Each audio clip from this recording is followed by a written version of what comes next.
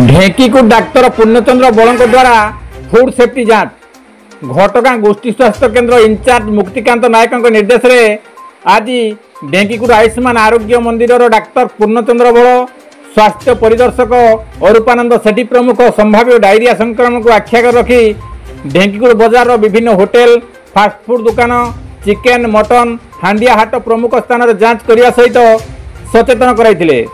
समस्ते स्वच्छ रहिबा परिष्कार परिच्छन्नता रखिबा एवं ब्लीचिंग पकाई विशोधन करने को डाक्तर बल समस्त को निर्देश देते।